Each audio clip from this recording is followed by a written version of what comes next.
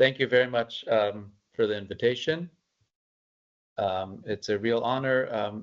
In working on Severus, who was someone I did not know so much about before really starting this research, and I got to know, obviously, I felt like I got to know Severus very well through an in-depth study of his writings, and it was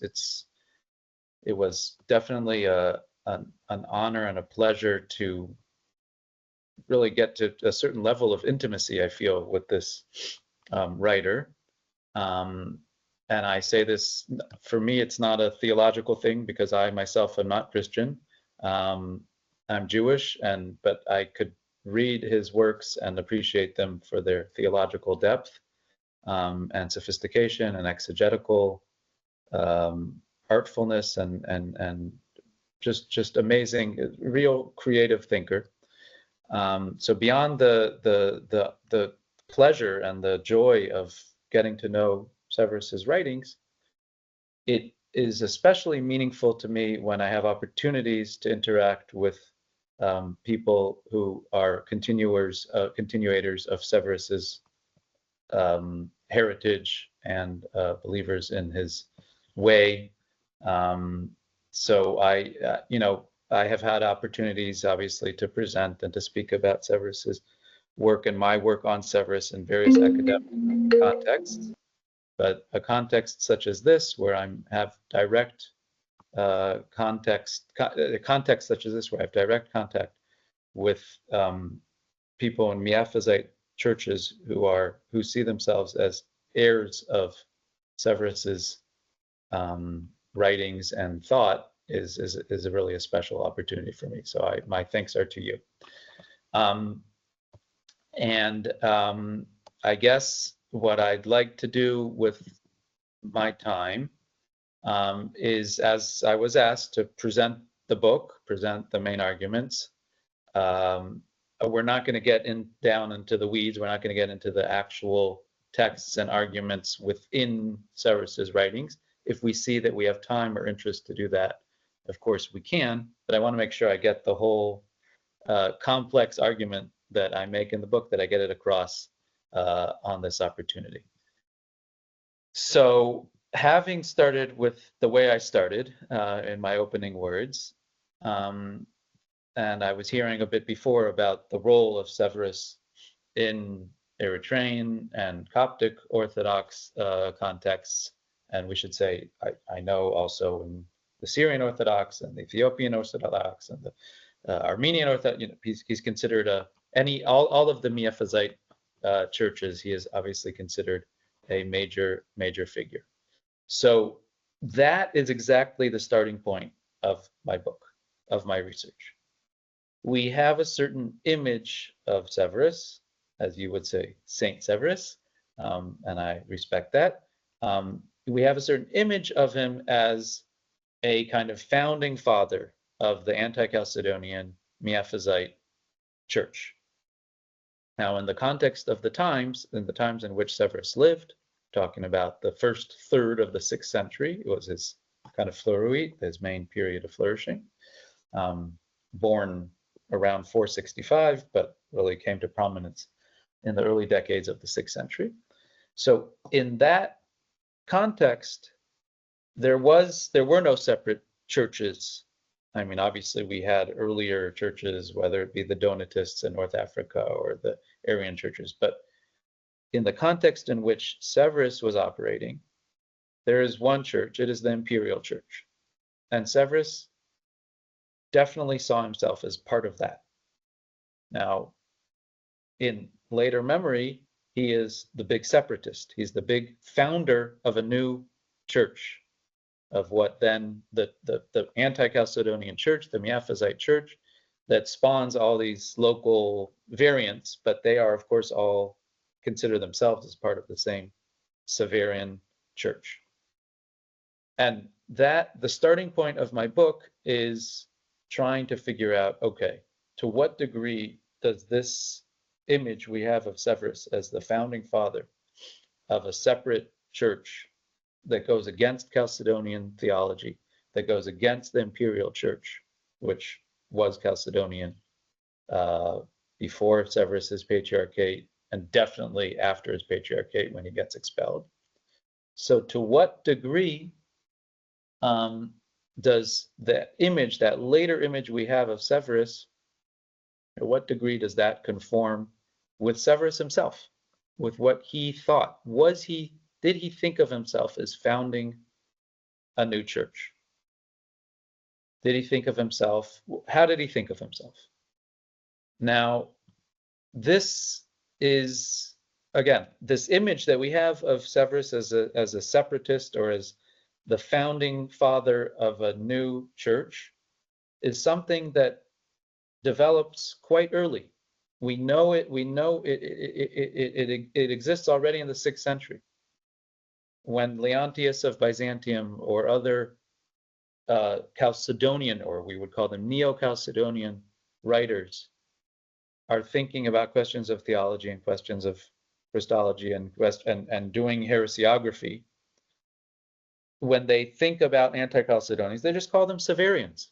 Severians, it's as if it's just another group, another heresy from their perspective. So that's the enemies of Severus, but also the followers of Severus by the late 6th century, when one can already speak of a separate church with its own ordinations, and somebody like John of Tella going around and ordaining people on his own in the eastern parts of the empire. He also is thinking already in separatist terms. But again, was Severus himself thinking along those lines? Was he a founding father in the sense of someone who initiated that move to separate from the imperial church? And the first part of my book is an attempt to discover the answer to this question. And I'll get back to how I did that, and we'll talk a bit more detail about that first part of the book. But first, I just want to give kind of an overview of what the other parts of the book are about. So, as I said, what is Severus's position on questions of the ecclesial body, let's say? That is the first part of the book. How does he think about the Christian community, the Christian church, the imperial church, the Orthodox church? To what degree is given that the Orthodox church or the imperial church has gone hopelessly Chalcedonian, especially after 518, when Justin rises to power and declares that a strict form of Chalcedonianism is going to be the theology of the empire? What does someone like Severus, who's a strong anti-Chalcedonian thinker, what does he do with this? Does he think, okay, the church, the imperial church, is hopelessly heretical, and we have to leave it and have our own church that will be the true, pure Orthodox church? Does he have that position, or does he have a different position? So that's the first part of the book.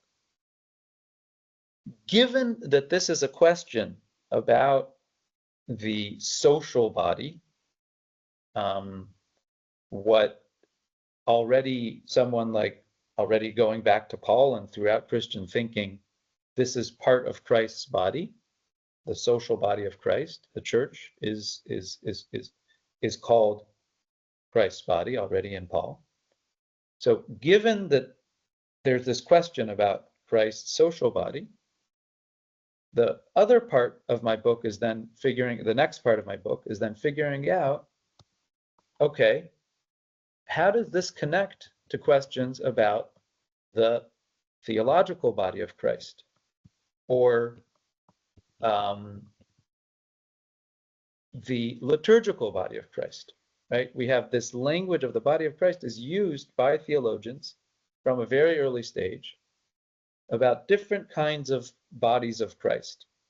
So there's the social body, which we talked about already.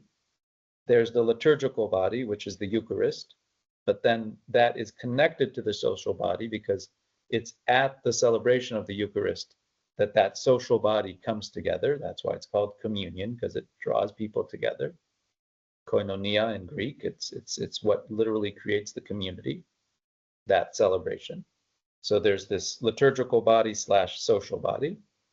And then there's what we could call the anthropological, or even simpler, biological body of Christ, the physical body of Jesus. And what was so interesting in the case of Severus is that he's thinking about these three questions, thinking about them and arguing about them with his opponents, primarily within the anti-Chalcedonian community. He's thinking about these three questions at the same time.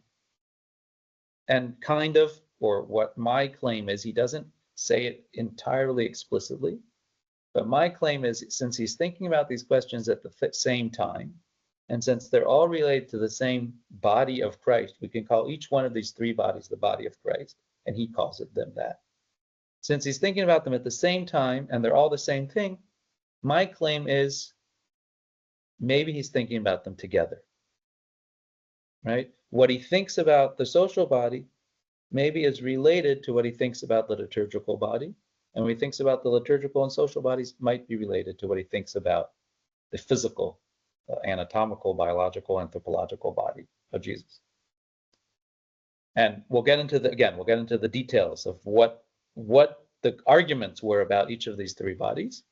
But one of the main kind of claims of my book, which I cannot prove, okay, it's a leap, it's a postulation, is this theoretical assumption that since we have three different bodies, and since the same people are talking about the same bodies at the same time, they must be, the positions that they argue, that they defend about these three bodies must be correlated.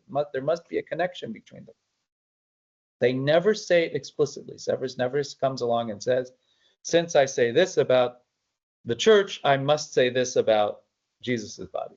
He never says it that way. But I'm claiming, and I think I can prove it based on the texts themselves, I'm claiming that he must have been thinking that way. So that's the main body of the book, if I may be forgiven for using the pun. That's the main body of the book. And then there's another part of the book which talks about a completely different body that I don't think is related to the first three bodies. And this is something that some of the reviewers of my book, I think, missed, because they assumed that I assumed that these were related, and they're not. And I explicitly say it a few times, but not enough. There's another body where all these arguments are happening, and through which all these arguments are happening, where Severus actually makes an opposite argument about this other body, an opposite argument to the argument he made about the first three bodies. And this other body is the body, the corpus of the church fathers, their writings of the church fathers. And that's the fourth chapter of my book, which goes off on its own kind of way and makes a different argument about Severus's attitude to the church fathers. And that's something that I also hopefully will have time to talk to you about, present to you briefly after we talk about the first three bodies. But the first three bodies is the main part of the book and the main part of my talk with you tonight, or I guess for me it's tonight, for you it's this afternoon, or wherever you are. So that's what we'll focus on first. Before I continue, I know we said I present and then Q&A, but because this is complicated stuff, and I presented it all very kind of theoretically in advance. Once we get into the details, maybe things will become clear. But if there are any questions already now about the first part, I'm very open to hearing them. If anybody has anything that's kind of doesn't make sense in terms of what I said so far. No pressure, just want to give you the option. No questions? Continue? Okay. Yeah, or question? Wait, you're in mute. Sorry. Okay, we're continuing. Okay. So, historical context, as I alluded to before, but I'll need to give you a little more historical context. We're talking about Severus, born in 465, becomes as a young man, starts out, studies law in Beirut, and then kind of becomes interested in Christianity. Comes probably from a pagan background. So, 1 second, just gonna drink something. I didn't say he comes from a pagan background, becomes interested in Christianity, and becomes drawn to this group of monastics living in Gaza, and joins them there, led by Father Isaiah, and he becomes an anti-Chalcedonian Miaphysite group. He becomes very connected to them. Studies also a period in Alexandria, becomes clearly a very talented theologian. There's also some impact of his law studies you can see through his theological writings and also his writings on issues of canon law. So the legal background is there as well. And he becomes an influential theologian, so much so that when Emperor Anastasius, we're talking about the early 6th century, rises to power, late 5th, early 6th century, rises to power after a few years, he decides to reverse to some degree the imperial, more pro-Chalcedonian, or no, it's called the henoticist policy. It doesn't matter, but a kind of policy that's trying to bring the two sides together on the Chalcedonian question. And Anastasius basically says, no, we need to go more in an anti-Chalcedonian direction. And he brings all these anti-Chalcedonian theologians, bishops, thinkers to occupy the main sees of the empire. And Severus himself gets the important position of Bishop Patriarch of Antioch in 512 CE. And we have his cathedral homilies from that period. 125 homilies have survived. They survive almost all only in Syriac, some a bit in their original Greek. So all of Severus's writings he wrote in Greek, but almost everything survives in Syriac, with some in Coptic and in some other languages as well. By the way, maybe you'll tell me later how much survives in Gez. I don't know. I don't know Gez, unfortunately. So I wasn't able to read Gez materials. So I don't know if how much Severus survives in Gez. That would be an interesting question to discuss. Okay. So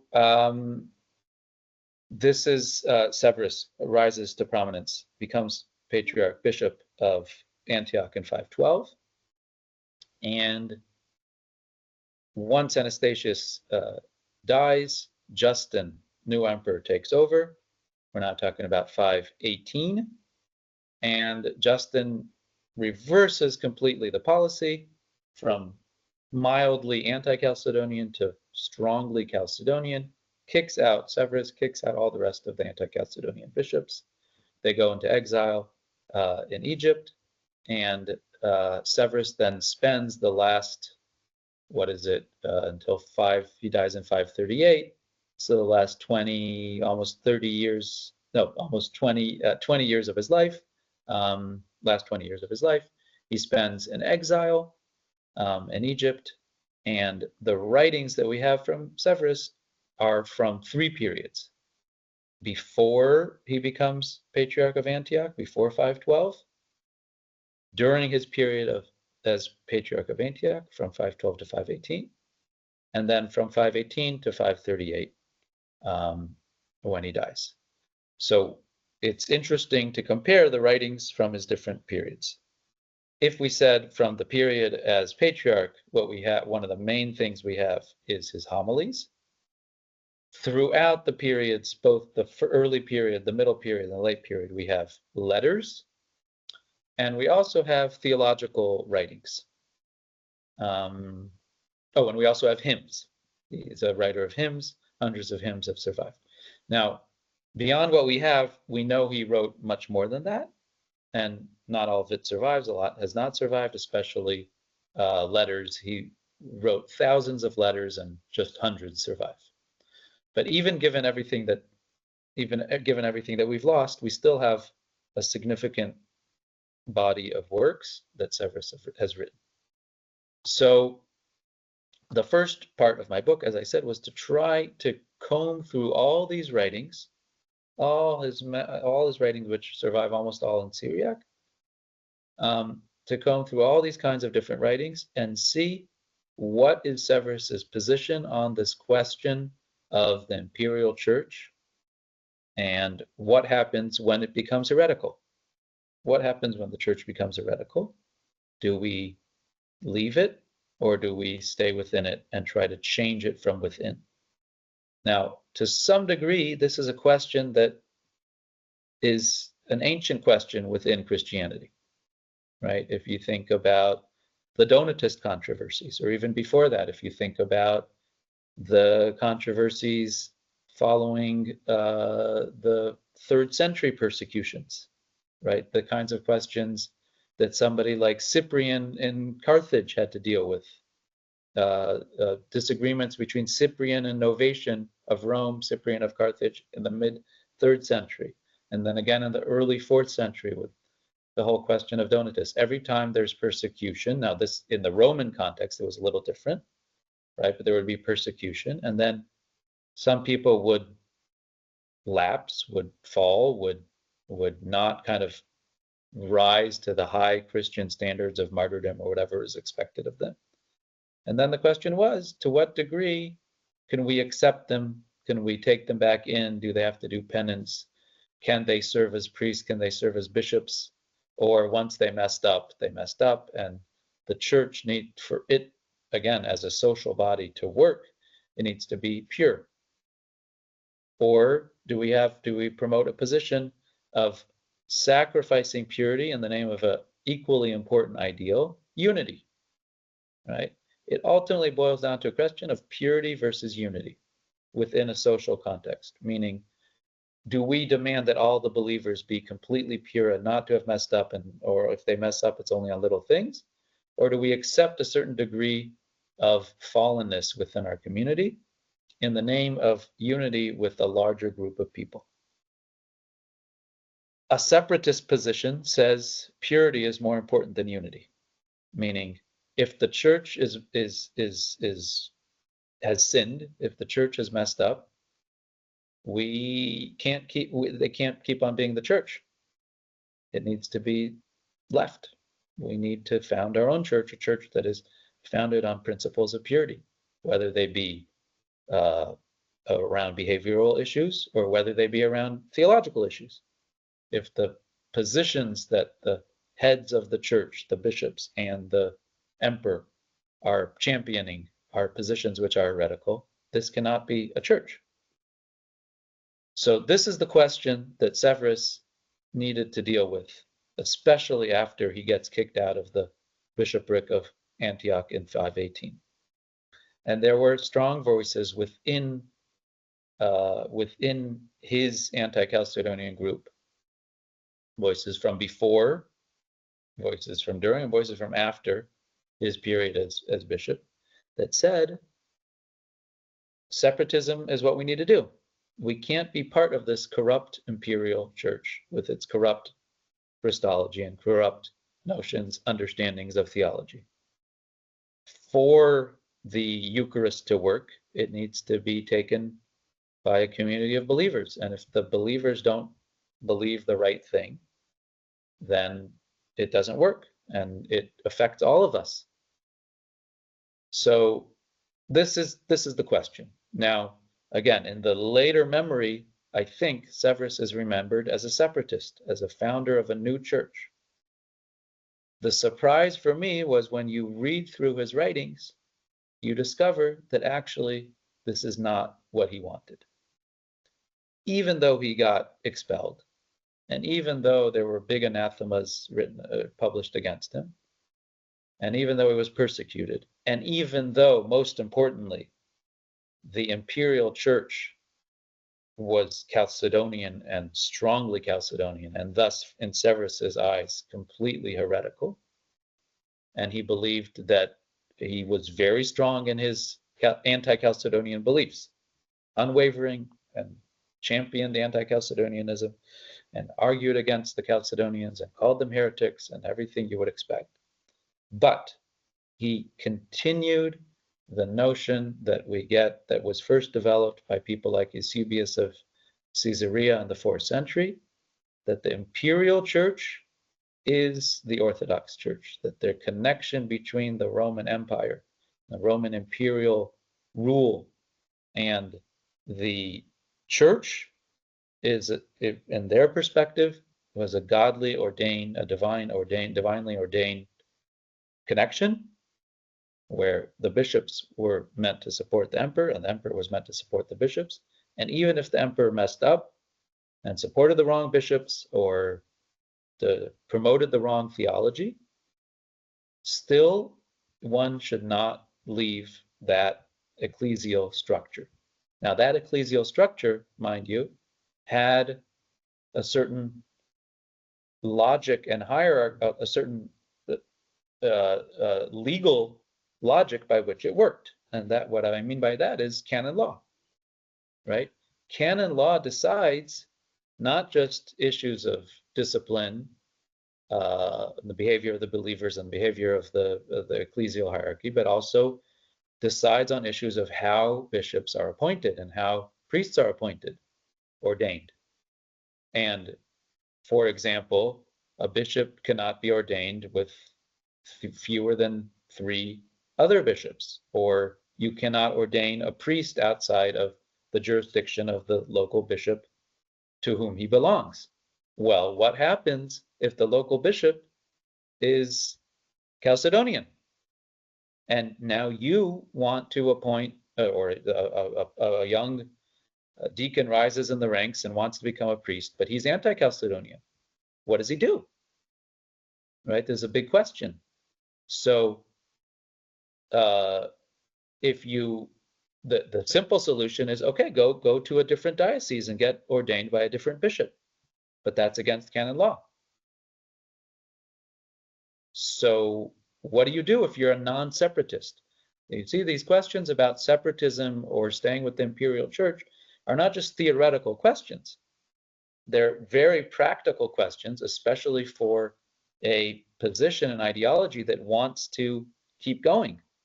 So if anti-Chalcedonian is the order of the day, if that's the true theology, and the imperial church is Chalcedonian, how do we keep anti-Chalcedonianism going if we can't ordain priests? So the surprising thing is that Severus was completely non-separatist on this issue. So when you go through his writings, he says, you're not allowed to. You're not allowed to ordain priests outside of the diocese of the bishop. What do you do if the bishop is Chalcedonian? You wait. You have to wait. We have no choice. You can't go against canon law. So this is, I think, surprising given our later kind of picture of Severus as a separatist, as somebody who says, enough is enough. We need to found a new church, which is what ultimately does happen to the anti-Chalcedonian church. It becomes its own church, and it, of course, ordains its own priests and its own bishops, and as we know, to this day. But this development happened only after Severus's time.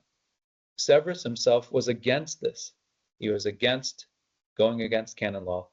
He was, and this gets us to the question of the liturgical questions. He was against erasing Chalcedonian names from the diptychs. He was against requiring Chalcedonian priests who then repented and wanted to rejoin to join out to anti-Chalcedonianism. There was a big question about rebaptism. A priest or even a believer who wants to join anti-Chalcedonian ranks, does he need to be rebaptized? Severus said very clearly, no, he should, not just that he does not need to be, he's not allowed to be, because we are still part of the same social ecclesial body with the Chalcedonians. And that is the main point. That is the main point, that for Severus, we see in this series of examples of various questions that came up, questions of church discipline and questions of social connections with Chalcedonians. Severus, with all his theological opposition to Chalcedonianism, was against leaving the imperial Chalcedonian church, and he was willing to make the compromises that were needed to stay within the Chalcedonian church, even though he deemed it heretical. So we see this his position on the social body, we see this as position on the liturgical body, meaning these various questions that come up in the celebration of the Eucharist vis-a-vis in relation to the Chalcedonians. So the question of the diptychs and the question of rebaptism and ordination. Severus was consistently wishing to stay within the imperial church. And as I said before, he valued unity over purity. Now, this is the social and liturgical bodies. And I claim it is no coincidence that at exactly the same time that he's thinking through these questions and arguing about these questions with other anti-Chalcedonians who were in favor of a more separatist position, at the same time, a big controversy comes up that we heard about at the beginning with a fellow anti-Chalcedonian bishop named Julian of Halicarnassus, who was also bishop during that short period when the anti-Chalcedonians were able to be bishops appointed by the imperial church. Julian of Halicarnassus and Severus get into a big argument that stretches over a few years and has left us writings from Severus, but also through Severus's writings, we can reconstruct to a large degree Julian's writings, because Severus quotes Julian, so we know what he said as well. And we can reconstruct both positions. And not only was it an argument between these two gentlemen, but it was also an argument between groups. They each had their followers, and Julianism remained a strong force within the Eastern churches for centuries. It's still in the 9th century, people are still arguing with Julianism, and it's pretty clear that it still remained as an active force. It wasn't just some heresiological memory from the past. Okay, so what was the argument about? This argument was explicitly about the physical body of Christ. So everybody agrees that after the resurrection, Christ's body is incorruptible. The question is, what was its position between incarnation and resurrection? Right? Everybody agrees also that before incarnation, there's no body to speak of. But once there's incarnation, and then there's a body that's walking around the streets of the city where I live, what happens? What is that? What kind of body is that? Is it corruptible or incorruptible? So what does it mean? This is not just a theoretical question, corruptible, incorruptible. Everybody also agreed on something else, that it was not corruptible in the sense of able to sin. Severus, who defends corruptibility, did not think that it sinned. But he did think that it was subject to the same vicissitudes that all other human bodies are subject to, meaning it could be wounded, it could suffer. Jesus could be tired, Jesus could be hungry, Jesus could be thirsty. That is corruptibility. Now, we have accounts in the Gospels where it does seem like he's suffering, right? So what would Julian, who says, sorry, I didn't clarify, but Julian says that already from the incarnation, not just from the resurrection, but from the incarnation, the body of Christ was incorruptible. So what does he say about these accounts in the Gospels? He will say that, yes, it was incorruptible by its nature, but Jesus took on aspects of corruptibility for economic reasons. Severus says no. Severus says it was corruptible. It had to be corruptible. Why did it have to be corruptible? Severus uses the same argument that Gregory of Nazianzus uses in his argument with Apollinaris. Right? Apollinarianism basically claims, it's Apollinaris of Laodicea, to solve the Christological question of the relationship between the divine and the human in Christ. Apollinaris in the mid to late 4th century says that, comes up with the following ingenious solution. He says that the Christ had a human body, but instead of having a human mind, a human nous, he had the logos. Right? His hardware was the same as other people, but his software, what was operating it all, what was running the body, was the logos, not a human nous. So Gregory of that position was Apollinaris, and many arguments about that in the 4th century. And Gregory of Nazianzus famously countered that, and Severus also quotes Gregory and says a famous line in his letter to Cledonius in 101. He says, what was not the point of the whole point of the incarnation is to correct the fall of Adam. So Adam sinned, and Christ is the second Adam, and he corrects that. He makes up for that. And he says,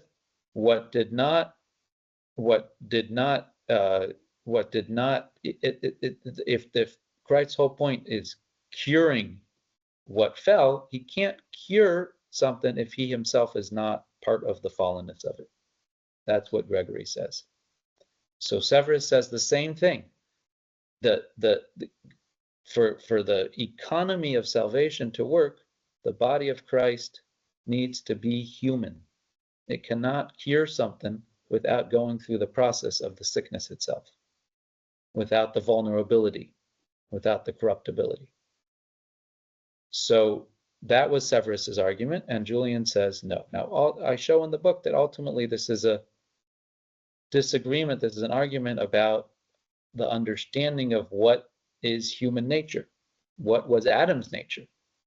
Julian thought that Adam himself was created incorruptible, and the fall was a fall from incorruptibility to corruptibility. Okay, that's Julian. And it's connected to his asceticism. Julian believed that the role of asceticism, the role of monasticism, is to get back to that original incorruptible state, and it's something that's attainable.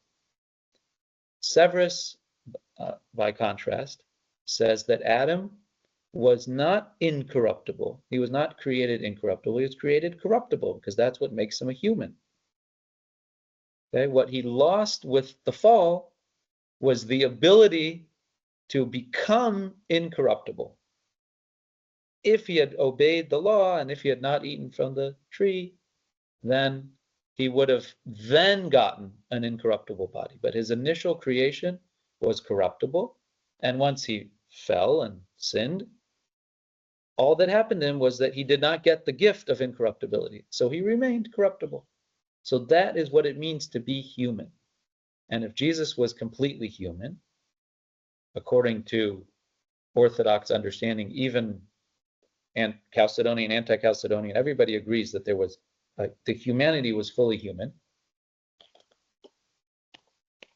If that is true, says Severus, he had to have a fully human body, and a fully human body, according to Severus's anthropology, Severus's understanding of what it means to be human, what it meant for Adam to be human, what it means for all of us to be human, is to have a body that suffers, that is physically vulnerable. So that's why Severus stressed that point in his argument with Julian. Okay, so how does all this connect back to the questions we were talking before about the social and liturgical bodies? If what I said is true, that when you're thinking about the body of Christ, you're really always thinking about three different bodies that are all the same. at the same time, and you're thinking the same things about them, they're all connected. So if we say that the imperial church can allow imperfection, can allow heretics within it, it's not ideal. We don't like that. We would like everybody to be Orthodox, but it's more important for it to be a unified church than to be a pure church. I claim that is the same thing as saying Jesus's body is corruptible. It can allow corruption. It can allow imperfection. That is what makes it a human body. And therefore, the imperial church, the church itself is like a human body. It is a combination of perfect and imperfect. There's the ideal, which is perfect, but in reality, it allows for imperfection. And we need to work within that system rather than try to found a new church or leave it all and start something pure, start something over again. So this is this kind of corruptible body of Christ is Severus's position throughout, both in the social and in the liturgical and in the physical bodies. And Julian says the opposite. He says incorruptible throughout.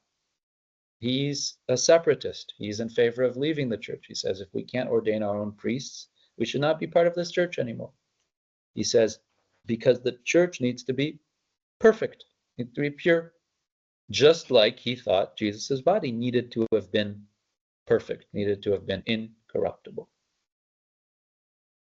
That is the main thrust of my book.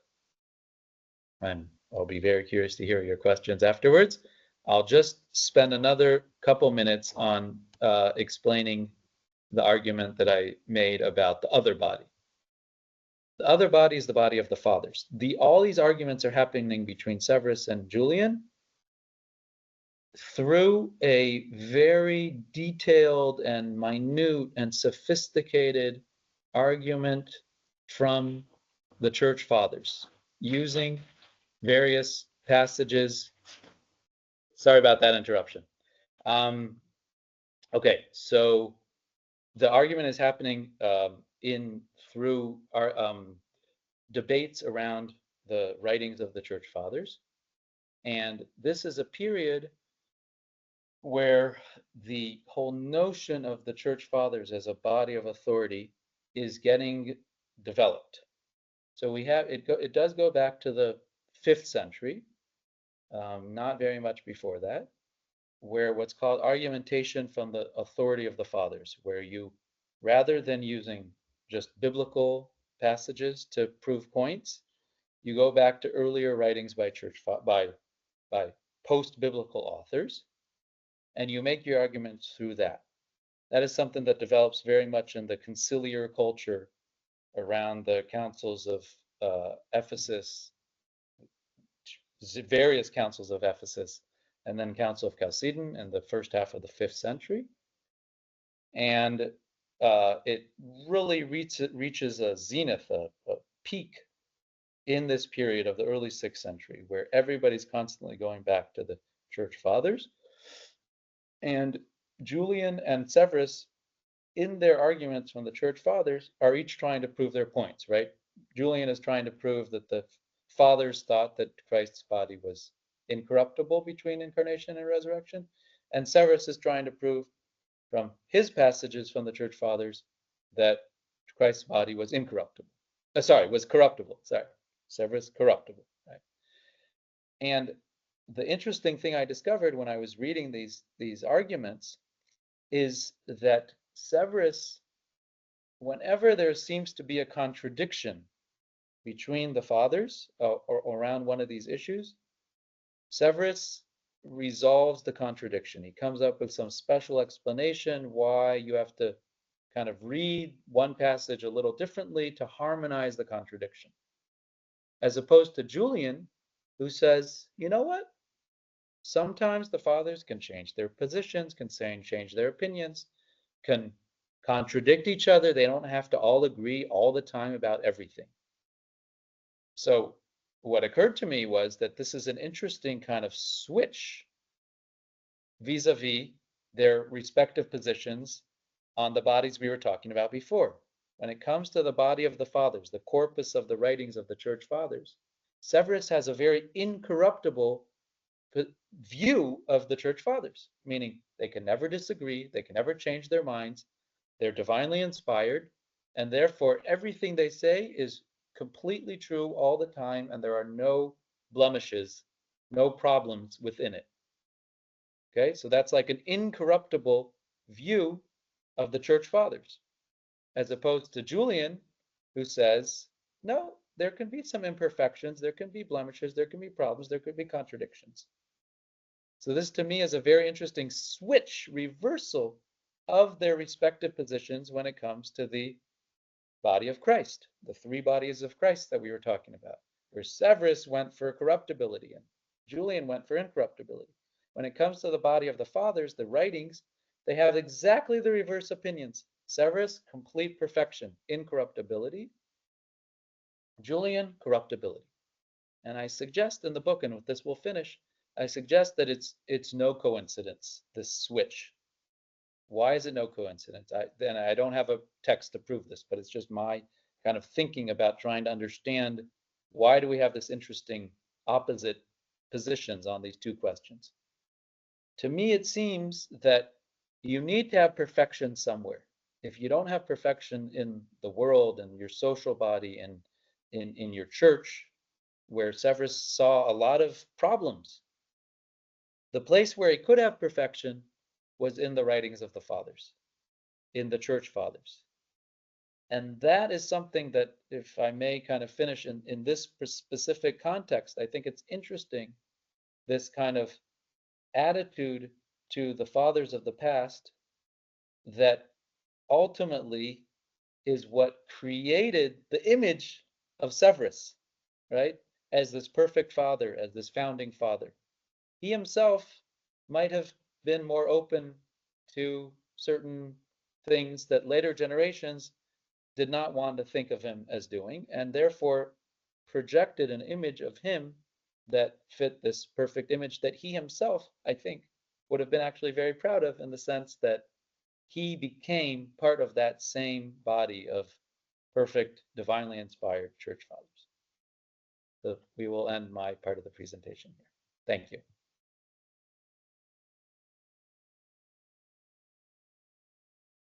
And I guess it did take longer than I thought.